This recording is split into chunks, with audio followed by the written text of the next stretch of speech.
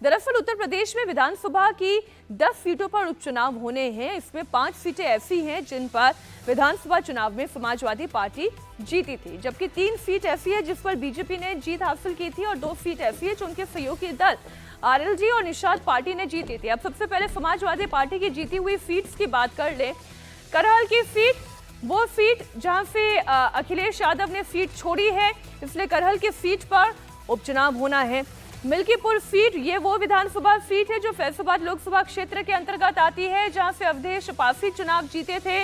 वो फैसलाबाद से लोकसभा चुनाव जीत गए हैं, इसलिए मिल्कीपुर की सीट पर उपचुनाव होना है। ऐसी ही कटेरी, कुंदरकी और सीसामऊ, ये वो 5 सीटें हैं जो समाजवादी पार्टी ने जीती थी। अब इसके अलावा बीजेपी की जीती हुई 3 वो सीटें फूलपुर, गाजियाबाद और खैर, जहां पर उपचुनाव और निषाद पार्टी की मझवा आरएलडी की ओर से जीती गई मीरापुर सीट, जहां पर ये वो 10 सीटें हैं, चुनाव होने हैं। इस बीच संजय निषाद कुछ कह रहे हैं, वो आपको सुना देते हैं। वो प्रदेश के मुखिया हम लोगों के अभिभावक हैं। जब जब भी आवश्यकता होता मार्गदर्शन का, निश्चित रूप से बैठक बुलाते हैं। इधर समीक्षाएं हैं, चिंतन है, मंथन है।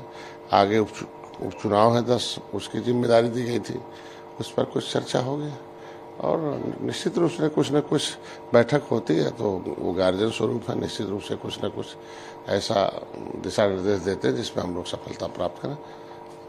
केशव प्रसाद मौर्य जी ने अभी 2 दिन पहले ट्वीट किया था कि संगठन सरकार से बड़ा, आज फिर ट्वीट किया, क्या मतलब है? कहीं संगठन और सरकार में कुछ अनबन चल रही, किस तरह देखते हैं आप? नहीं, गलत लोग कयास लगाते हैं।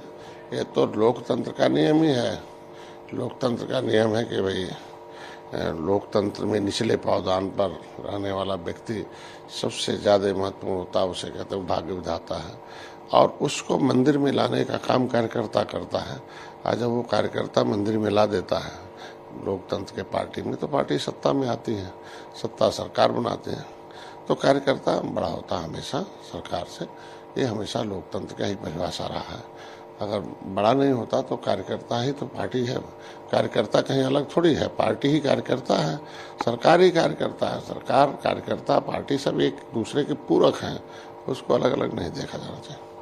अखिलेश यादव ने भी इसको लेकर ट्वीट किया कि कुर्सी की लड़ाई में जनता को अनदेखा किया जा रहा है और जो बीजेपी तोड़फोड़ की राजनीति करती थी, आज उनके अंदर ही कलह चल रही है। ऐसा उनका अपना जैसा होता, जैसा जो किया रहता उसके भावना में वही रहता है। ऐसा कोई कला नहीं है और कहीं कुछ नहीं है, और सब मिलजुल के सब काम हो रहा है। और अगर काम नहीं होता तो उत्तर प्रदेश सर्वोत्तम प्रदेश कैसे बनता? हम मत्स्य क्षेत्र में उत्पादन कैसे कर लेते हैं, 1 नंबर पर कैसे आ जाते हैं, कैसे हम मछुआ कल्याण कोष की स्थापना कर लेते हैं। आपको जानकारी दे दें, संजय निषाद को सीसामऊ की जिम्मेदारी दी गई है। वो इस उपचुनाव को कैसे जीत सकते हैं, आज मुख्यमंत्री के आवास पर हो रही बैठक में संजय निषाद भी शामिल हैं।